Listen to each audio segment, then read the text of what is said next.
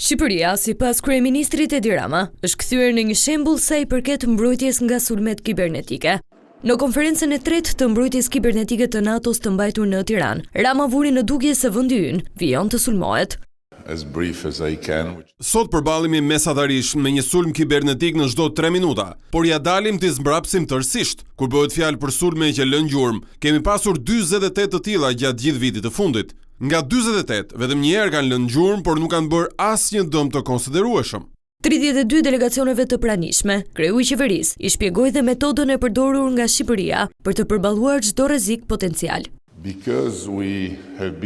Kjo sepse mahamendja që kemi qenë mes të parëve fare që kombinuam mbrojtjen kibernetike me inteligjencën artificiale, dhe është inteligjenca jonë artificiale brenda këtij muri mbrojtës kibernetik që bën punë 24 orë në ditë, 7 ditë javës për të zbuluar në faza shumë të hershme potencialin e sulmeve të dëmshme. Por kjo është vetëm një anë e medaljes. Për anëtarët e aleancës kishte edhe një mesazh.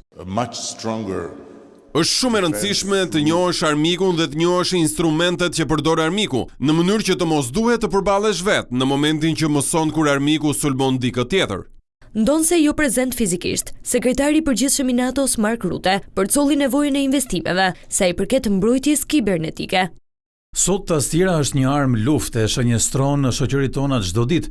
Aktorë shtetëror dhe jo shtetëror punojnë kundër nesh në hapësirën kibernetike, duke u rrekur që të prishin mbrojtjet tona, të ndërhyjnë në shërbimet qeveritare. Në përgjigje të kësaj, NATO vazhdon të bëhet më e fortë në botën digjitale. Gjithashtu, NATO po krijon një qendër të integruar kibernetike në Belgjik, që do të informojë të gjithë komandat e aleancës për rreziqet e mundshme.